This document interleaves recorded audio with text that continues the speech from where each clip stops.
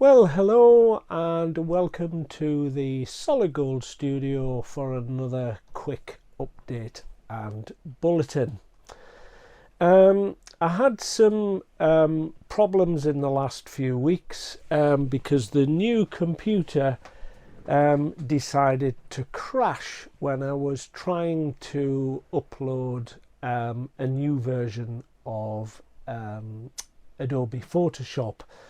And apparently Windows 11 doesn't like it, and it just decided to crash, and it unfortunately for me corrupted the main hard drive where all the programs were stored. So fortunately, because it's brand new, it was covered under warranty, and the company that built it restarted it and sorted everything out free of charge. So that was something, and it's back up and running. But that's taken a couple of weeks out of the timetable. I was out filming yesterday. It was one good day in all of this horrible weather that we've been having, at least here in the north of England. I appreciate people are watching from all over the world, but people here in the UK will appreciate we've had some awful weather for months now. I mean, you know, you could count the days of being able to go out and film on one hand since Christmas. It's been dire, so I do hope the weather's going to improve as the year progresses. But I was out yesterday and I managed to complete all of the drone footage for South Shields, which is episode 4 in the Durham Tyne and Wear series. So that is already in the process of being edited, but it means now I can complete that episode as well. On Tuesday at 3:30, that's Tuesday this week, I will be sitting my A2 certificate of competence for the next level of my pilot's license. So if any of you are religious out there or have a spiritual connection, please give me a prayer that goes well. So far I've managed to pass every time I've sat the mock exam. Results have varied from 77% to 97%, and you need a 75% pass to be awarded the certificate. So hopefully by Tuesday I will have the certificate and I can go out and fly me big drone much closer to buildings and people. At the moment I have been able to fly it. I was flying it yesterday, but I had to fly it out over the sea away from people and buildings. And of course I've used it with Hadrian's Wall because where I am in the geography now, I'm out in the sticks on the Northumberland moors, miles away from anybody or anything. So it's been a massive bonus for filming there. And of course the beauty of it is it can fly for miles and it never loses signal. So the more difficult jobs, I can put that up with confidence. And it's absolutely phenomenal. It's extremely fast. It's like a jet almost, the speed it goes at in comparison to the little one. The little one has to work its socks off to get to anywhere, whereas the big one's like whoosh and it's there in a second. I'm going to have to purchase some more new equipment, because as you know, I'm hoping that once the Durham Tyne and Wear series is finished, everything that I do after that will be in 4K, and that is just that it's slightly better quality, but there's also a practical reason. What I've put up on the screen here at the moment, this is the camera that I'm using normally when I go out on location, and you've seen it before when I've done the behind the scenes clips and one thing and another, and it's served me very well. I've got 4 of these, and I've had them since 2012, so that's 12 years of good service, and touch wood, they've never flackered. They have no moving parts. It's all pretty much the same technology as the modern cameras work, so there's no moving parts, so there's nothing to wear out, and the processor's still good.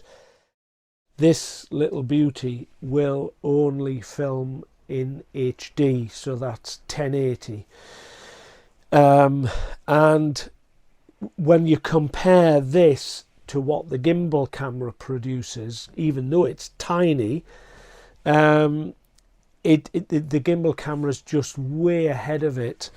And if I'm gonna, I've spent a fortune upgrading all of this equipment. The drones are 4K, this new computer is 4K. It just seems to, if I'm going to keep pace with other people and the technology, I've got to upgrade, and sadly this camera is just not going to produce the quality. And of course the microphone as well, I'll probably still keep this because this is extremely expensive. This is the microphone that I normally wear, normally sits in my top pocket. You've seen it countless times before, but if you look at the size of the DJI mic that I'm using at the moment compared to that, that's quite heavy. The advantage of this and this is that the battery life is much longer. Much longer. I mean, this one will literally film all day, and this one too will pretty much go 6 to 8 hours without needing a battery change. The little DJI mic, I have tested it, and it's gone for about 4 or 5 hours on a full charge, but the gimbal camera, certainly when you're filming in 4K, only lasts about 2 to 3 hours. So I took it out when I was doing the narrative for Suter Lighthouse and Marsden, and and I was filming with this one and the gimbal camera side by side, just to compare, and the gimbal camera switched itself off after 2.5 hours, so that's no good. So the camera I'm going to replace this with is on the screen there. I hope you can see it. Is the DJI Action 4. Now it's meant for people who do these vlogs where they're on mountain bikes, and even it's waterproof, so it's even suitable for swimmers and going in the water and one thing and another. But it's DJI's answer to the GoPro, but it's 4K. And the beauty of this is, as opposed to the gimbal camera that I'm working with at the moment, its official name is the Pocket 2, and they have brought out a new version, the Pocket 3, but the battery life is the same. It's just not going to last. Now, I did buy this, and this is a battery backup for the gimbal camera. So the gimbal camera will sit in there, and this is the battery part, and this will give it an extra 4 or 5 hours. But I don't want to be traveling all the way up into the foothills of the border region, for example, when I start the rivers project, and suddenly have to come home because the batteries run dead.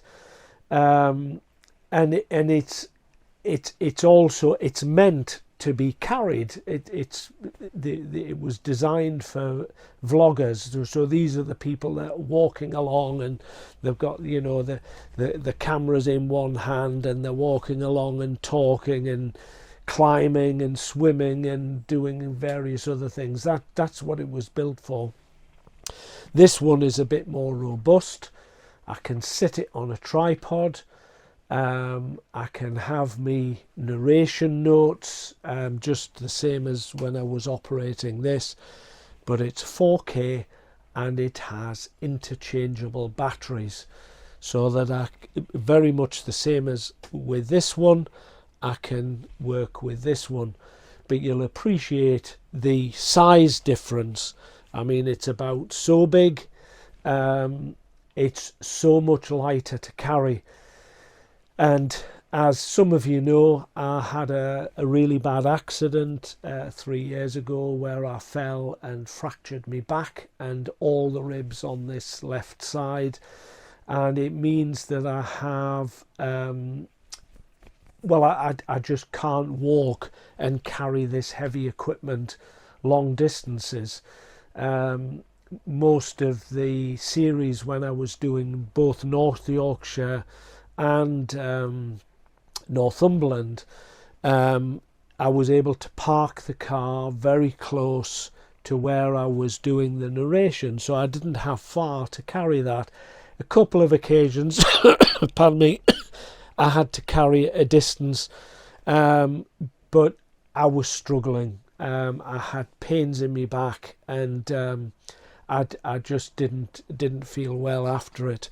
So, as I say, the Action 4 cameras, it's called, is going to be a lot more suitable to what I'm doing, and it means I don't have to worry about heavy equipment and carrying. To go with it is this one. This is the DJI mic. Now, this one here is the one that pairs up with the gimbal camera, which I'm filming with at the moment, but sadly it won't work with this. And this one is the same as the gimbal camera in that it has one battery. You can't replace the battery. This one does have, you can see there's a pair of them there in the kit. So this is the transmitter and receiver which connects to the camera, and then these are the microphones which you wear similar to this. The other big advantage is this microphone, the one that I've always used up to now, is mono sound. So it creates a lot more work in the edit sequence, because what I have to do is make that mono sound appear on both speakers. Otherwise, when you were watching my films, you would hear the background noise out of the left speaker and you would hear my voice out of the right speaker, and you might not think that's a relevant detail, but I can assure you it is. For viewing pleasure, it's distracting because the sound's coming out of one side, and then you've got all this background noise coming out of the other, and it does affect your concentration and enjoyment. So these microphones, and even this one, is stereo, so I don't have to faff with that. Once the sound is there, it just goes onto the timeline as editors know it as, and it doesn't need any manipulation. So again, it's going to make the edit process just that much easier. And of course, that's costing money. about £600, so not as expensive as the drone or the computer. The computer was £4,500, but it will be something I'll have to wait a little bit longer, probably into April, before I can afford to get it. I just don't have the funds at the moment, because I'm still paying for this and all the other things. So, in good time. But as I say, the Rivers project isn't going to start until maybe May time, because I need the weather to improve significantly before I go out and do that. From my home, it's about 3-hour journey, 2.5 to 3 hours to get to the source of the River Tweed, for example. And then as I progress along the river, I'm getting closer and closer to home, so it's makes it easier. But that initial journey, you can imagine if I was to travel 3 hours, get to the spot, and then all of a sudden the weather was rubbish, and at this time of year it can change hour to hour, as you all UK residents will know.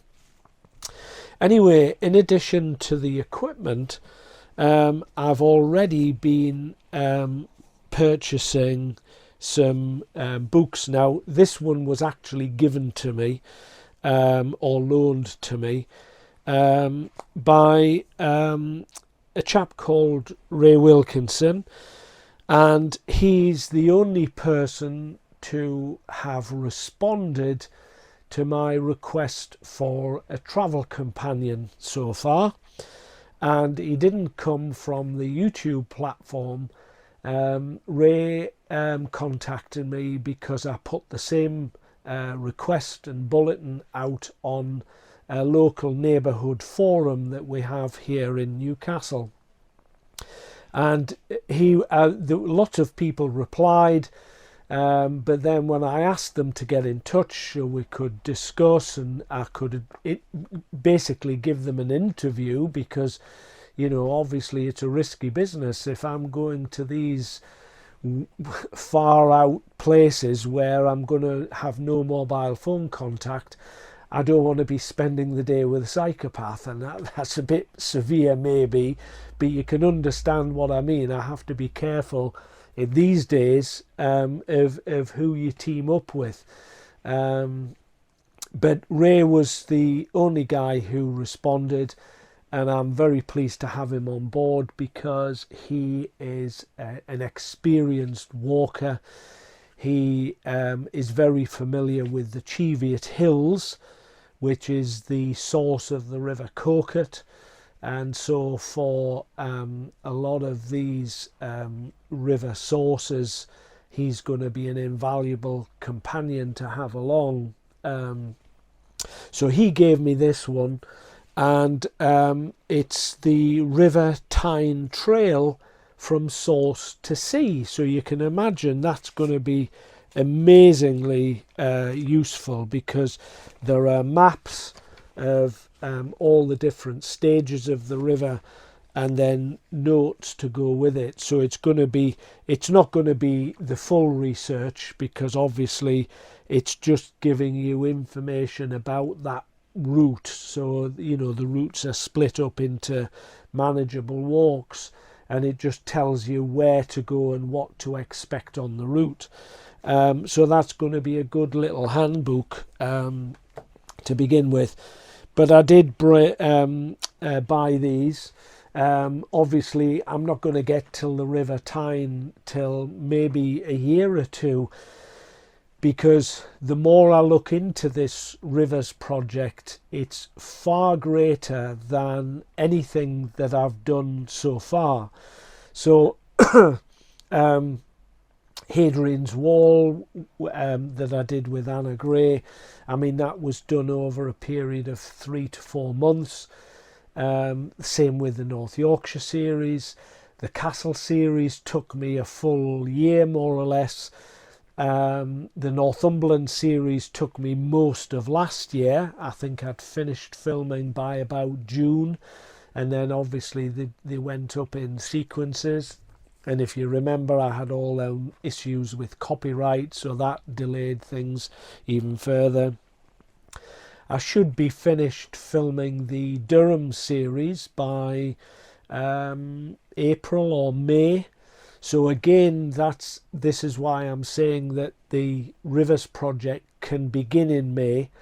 And of course, as you know, I'm also doing the Hadrian's Wall thing as well in between. So there's lots going on. But getting back to the point, when I begin the Rivers projects, because there's going to be more than one, I conceivably can see that maybe it's even going to, one river might even be over 2 years, because they're massive. If I just talk about the Tyne for the moment, first of all, it's unique in that it has two sources, the North Tyne and the South Tyne. They both feed into the River Tyne as it appears in Newcastle, but even those two source stretches cover dozens and dozens of villages with history. They cross over the North Tyne crosses through the Roman wall. So the bridge at Chester's, for example, crossed over the North Tyne, so it's going to connect with that Roman history again. The South Tyne equally has lots of interest, and that's before you get to the main body of the Tyne. There are lots of castles, so then you're going into the castle history, and then you get to Newcastle itself, and you've got Newcastle on the north side of the river and Gateshead on the south side. Now, I won't possibly be able to cover the entire city of Newcastle or the entire city of Gateshead for that matter, because each individual city, the history is vast. I mean, I could literally spend all year just talking about that one city. And then you've got Gateshead on the other side with an equal amount of history to talk about. So really, what I'm going to have to do, as with all of my series so far, is just talk about the highlights in each of those places. But even if I just do that, coming down to the mouth of the River Tyne, you've then got North Shields, which hasn't been discussed yet. You've got Jarrow on the south side of the river. And then, obviously, I won't be repeating the information about Tynemouth and South Shields, because they've already been covered or will have been covered in the Durham series that I'm doing now. But even so, that's a huge amount of material to cover. So as I say, thinking ahead, I can see that each of the rivers could conceivably go more than 1 year. And obviously my release program at the moment is one film a month, because of the amount of editing time it takes from filming, getting it all together, editing it, and then putting it out onto YouTube. And I've been working really hard because, as you'll appreciate at the moment, there's not, in addition to the Durham series, I'm also out with the drone flying and adding the Hadrian's Wall clips as well. So there's two things going on there. But as I say, that is just the way it seems at the moment. So I know the Newcastle project won't begin this year. as I say, it may be 2 years down the line. I don't know. But I've purchased these, and this is another one by John Grundy, who has already done the history of Newcastle on the BBC. And I purchased those well in advance so that when I get to that particular project, at least I've begun with the research material. That's pretty much it. I don't want to sort of rattle on too long. Just to tell you that episode 3, which is Colour Coats and Tynemouth, is out this Friday. Looking at my calendar, that is the 22nd, Friday the 22nd of where are we at? I've lost track of time. March, 22nd of March. And the episode 2 of the Hadrian's Wall film is out on the following Friday, the 29th. So I know a lot of you have written to me chomping at the bit to see the second episode of Hadrian's Wall. Everybody seems to be loving that, as I guessed they would. It is pretty spectacular, and this second episode of The Fly is really dramatic, because we're getting into the real gritty parts of Hadrian's Wall. Episode 3 will be what I call the dangerous bit of Hadrian's Wall, because it covers the area of Sycamore Gap. Even though the tree isn't there, I'll still have to film it. A place called Sowing Shields Crags, which is very, very high up. The big drone will be doing that. I will be somewhere safe. But even so, it's the dramatic bit that you see on all the TV programs and films. And it's the most dangerous because it's in the most remote place. There are hazards, and thoughts just come to me, so I'll tell you now. There may be parts missing in this Hadrian's Wall bit anyway, and that is because parts of the wall are extremely close to the Otterburn firing ranges. Now, I don't want to give too much away in case we have people watching in Russia that have a hotline to Mr. Putin. But a lot of these areas in Britain are used for the RAF to train pilots, and I won't say any more than that. But Hadrian's Wall comes very close to one of those areas, and you simply can't fly a drone. It won't let you.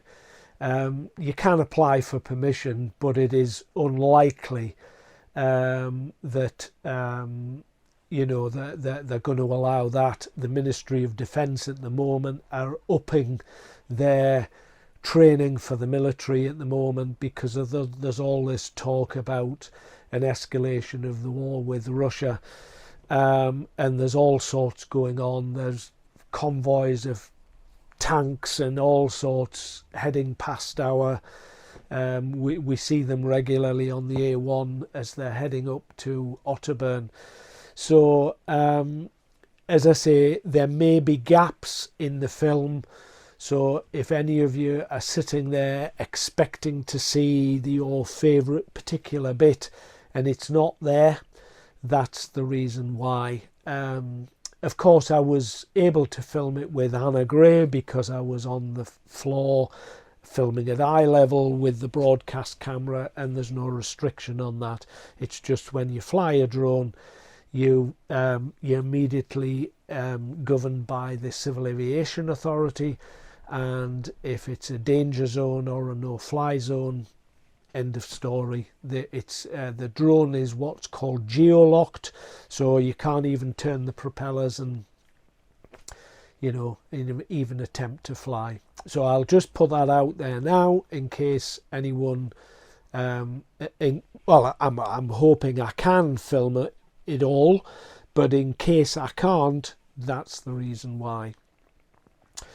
Episode 3 you'll enjoy. There's some superb drone footage in that. As I say, especially the Tynemouth one, I've extended the drone flight on there because there was lots of stuff that would have been wouldn't have been good to cut them out because they were superb. So the history's good. It's an hour and 20 minutes, that episode, so it's a big one. So there's lots of history in there, but also there's a big drone flight over Tynemouth especially. So I'm sure you'll enjoy that. As I say, a lot of the comments are coming from that I'm getting at the moment are stuff that I've produced before ages ago. So everybody's enjoying the Hadrian's Wall one, so okay, that's sort of a bonus to what I'd done before. But people are watching the trilogy that I did right at the beginning and enjoying that, which is nice. I mean, I'm pleased, but nobody's commenting on the new stuff, the Durham, Tyne and Wear stuff, for example. And there's a lot of work gone into that, so I hope everybody's enjoying that. And as I say, I'll be looking out for what responses I get after Friday. One final thing before I go. I got into trouble the last bulletin I put up. My missus said the direction of the camera revealed all my clutter and junk, and suggested that this was the better angle to film me bulletins when I'm in the office. So I got a slap on the hands for that. So that's everything I needed to tell you and update you on. As per usual, give it a like, subscribe if you haven't already done so. If you've got a spare bob or two, bung it my way to help with all of the production costs. It's all very much appreciated. I wish you all the very best of health. I hope you enjoy the upcoming releases. As I said, this Friday and next Friday. And I'll see you all again very soon. Goodbye for now.